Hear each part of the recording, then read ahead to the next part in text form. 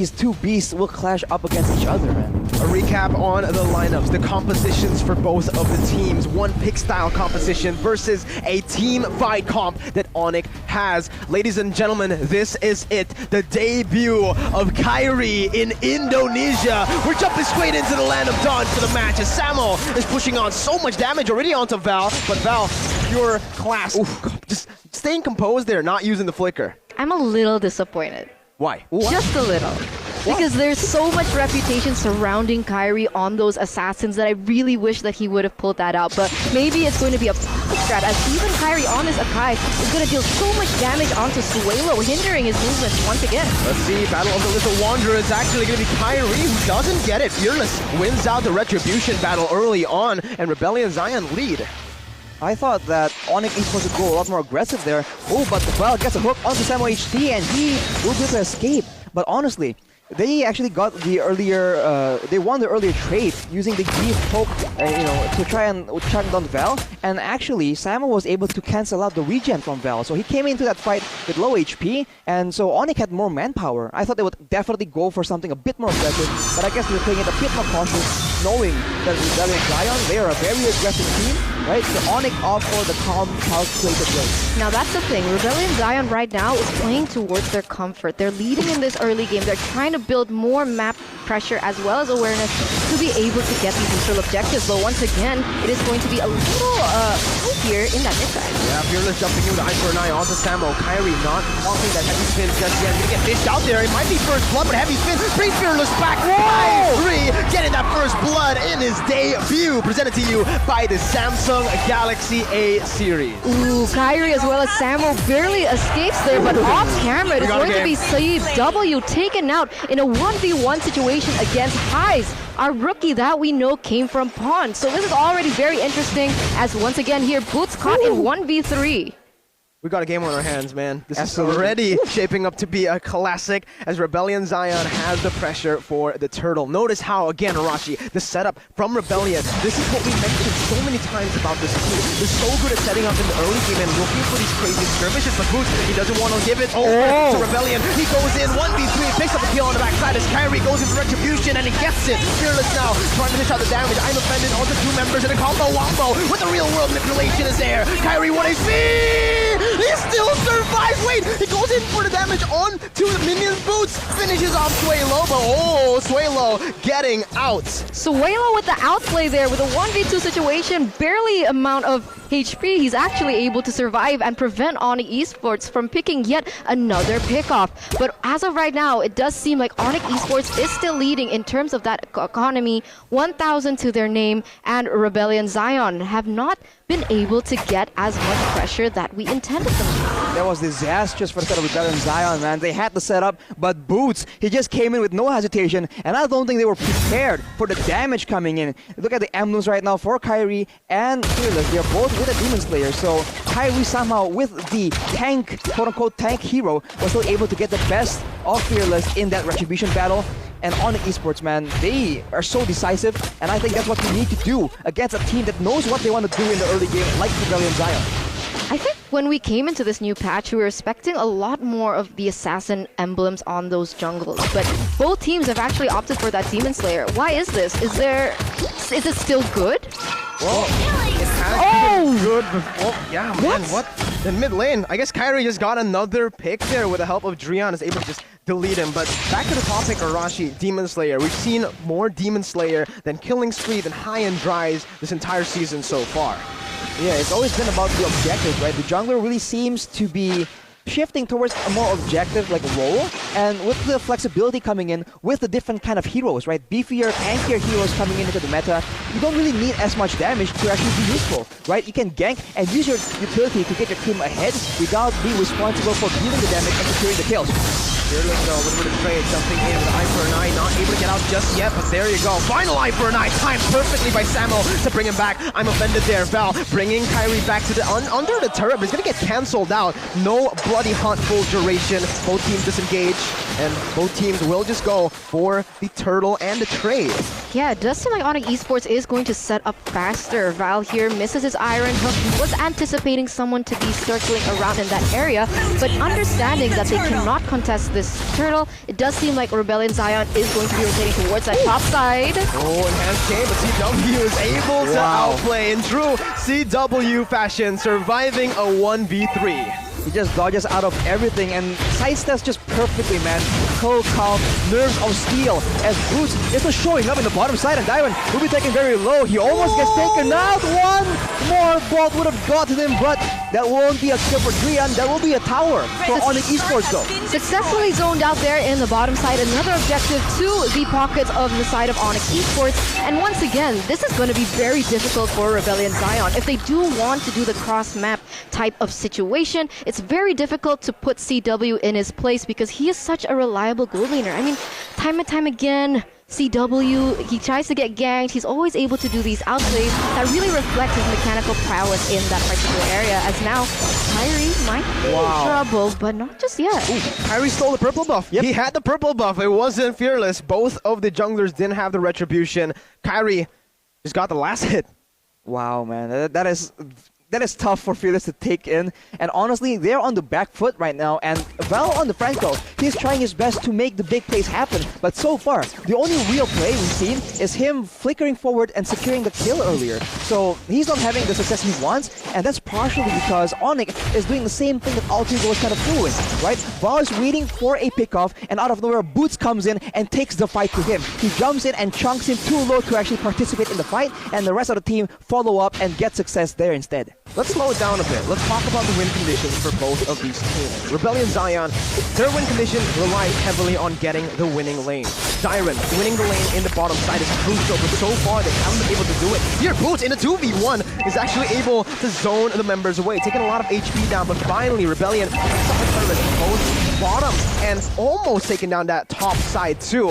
Very low HP, but because Onic were the ones to first get those turrets, it's going to be really hard for Rebellion to contest any neutral objective. Fearless gonna get zoned out, and that's a free turtle to the hands of Onic. Once again, going to the hands of Kairi. Turtle slain by Samsung Galaxy A series. Yeah, Rebellion Zion, they're trying their hardest to be able to open up the space that Onic Esports has really pressured onto them. And now, once again, Onic Esports, with that initiative movement, is going to rotate towards that top side, take Val out, and eventually take yet another objective on the board. So the trades are happening, but at this rate, Onic Esports, they're trading a little bit faster than Rebellion Zion. Absolutely, and they're making sure that the members that matter are getting the resources they need. CW just picked up the golden staff, and he has a bit of physical defense to his game, so he will be secure, as I stated, though. He can take him out with magic damage, and the fight breaks out as Rebellion pulls the trigger.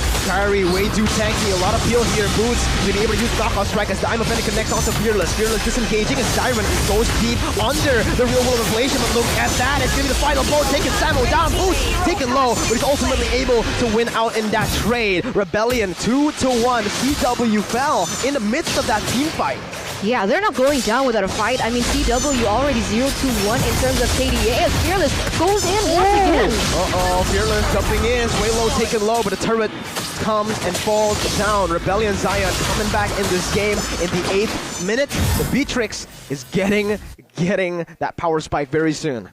I think it all started with Sway Low actually getting the jump onto CW. He gets the pickoff, I believe, before the fight even happens. And so Onic Esports comes into that fight with a man disadvantage. And it's not just any man, it is CW in the gold lane. One of the main damage dealers, one of the main sources of AoE. And so without him around, the team fight potential from Onic Esports is severely diminished. And Rebellion Zion completely take advantage, but now they go on Sway Low.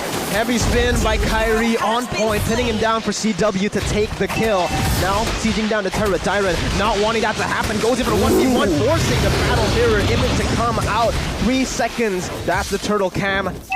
Lord has spawned in the land of Dawn. 9 minutes in, it's the normal Lord, but both teams are really setting up for this. Yeah, the reset as well. It does seem like both teams have a kind of advantage in that sense, but Onic Esports has a little bit more understanding that the bottom lane already pushing because Boots already cleared that lane out. Now, so we're gonna see with that thing being the current situation. We see Val once again with the iron hook that connects. Oh, that was a bad target to go for. It was the roamer, and Samo was instantly able to punish that fact. Meanwhile, Highs in that bush, waiting for someone to step in. Kairi jumping in way too aggressively there. Will be punished for a bit. He's taken low, but in the backside, look at the blazing wet. Unable to connect onto Highs. He's still able to position himself out. Fearless jumping out of the real world isolation, and that is Rebellion getting out of the fight. They do lose one, and it's Onic who take the favorable trade.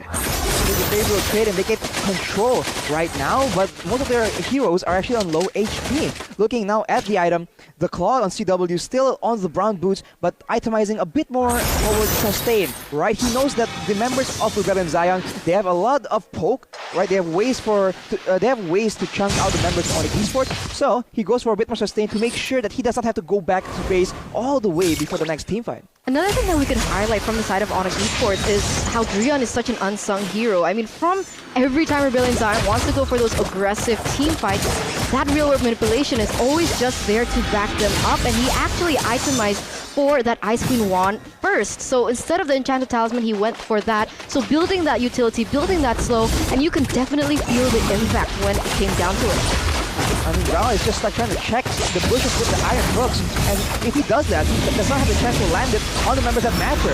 Fearless gets quite aggressive, but Val tries to make something happen. Yeah, look at that. That's going to be the Electro final flow onto the back line, going on to Drion. Fearless trying to disrupt, but look at Kairi. He's able to zone Fearless away here with help of the real-world manipulation. Kairi taking that damage onto Fearless. He's going to be taken down. Dyron trying to put more damage onto the team, but the Vengeance perfectly timed will not be enough to save him from his impending doom. It's a 1-for-2. Onic, again, winning out of the trades. Winning out of the trade and taking down Fearless as well, so they don't have any pressure onto this next Lord. Without the retribution, it's going to be very difficult for Rebellion Zion to steal this away. It is still possible, as we can see here. Highs and Suelo, they're not far off. Oh, Suelo almost goes for the steal. CW juking for a bit, but Suelo will fall to the hands of Drion. Boots gets hooked. No more fight. Both teams disengaging. Rebellion, knowing that they lost this trade, to just go back. Now Onic will try and make plays with the Lord, and honestly, they have such a good read on the intentions of Rebellion Zion in those team fights, man. Understanding that Val is the only real engage tool, we saw that once Val uses his iron hook to try and check in the bushes, instead of using perhaps a bit of the other skill, never mind that. Fight breaks out right now, and once again, that's a proactive move, but it's an equal trade for both teams. Yeah, an equal trade, and it's going to be Boots caught in a 1v2 situation and lost that, but in return, he bought a lot of time for the side of Onic Esports to get yet another objective in that mid-side turret. But you can see that the Lord is already marching down there in the bottom side, and Highs is already sniffing out the whereabouts of Samo here. Good decision-making by both Onic and Rebellion. Rebellion, knowing they can't defend 5v5 in the mid lane, they rotate towards that top side, baiting Boots into the bush to actually pick him off. Meanwhile, Onic, sure, you can have Boots. We'll just trade it for the mid lane turret, get more map pressure. But now we're going to take a look at the items. Suelo, though, oh, very aggressive onto Drion, but nope, that's a 1v3. Suelo going to fall. That's a mega kill picked up by Kairi. Unfortunately, it does not pay off for Suelo right now. Onic just picked up on the tendency for Suelo to go for those quote-unquote assassinations. That is what his item build is made for, so he does not get the pick he desires. And it's so difficult because now without the engage, so he just go in aggressively, and that will be yet another pick for Onic. Everything just happens so fast, and they're just so sure of the outcome. Man, that was such a good concealed play by Onic. Now they've eliminated Rebellion Zion's main damage dealer in Highs and is going to push the siege even further. They've taken a tower in the top side. They're looking for the mids, really just asphyxiating Rebellion Zion, taking away all their buffs as well as that jungle, as Samo once again might be looking for a play onto Rebellion Zion. Oh, they might just go for it here. They're going to try to keep down that mid lane, but look at the flanks. Look at the flanks. They're all just being ready. Suelo with the enhanced chain connecting onto two. No follow by the defended Samo! My goodness, find 3 on the board, and that's going to be 3 taken down. Suelo looking for the trade, but he comes in way too late. You're all alone. Boots takes the kill, and it's a 4-4-0 for Onic Esports. Crazy support and update here from the side of Onic Esports in that particular team fight. They're going all in here, understanding that Highs is the only single person left to defend this one. They They have 2 more seconds before Val is respawn, and Hyde is doing a great job defending, but he needs to be careful. They have 4 members. They have enough force to take him out. He tries to get away, but he will be taken out, and that will be Onic Esports taking the first game away. Wow, 14 minutes is all it took for this new roster to take down Rebellion Zion. 19-7 in the end. That was harsh. And we can't say that it was too one-sided either, because we saw glimpses of how Rebellion could have taken that against Onic Esports, but just somehow, some way, every time Rebellion Zion wanted to go and on the initiative, Onic Esports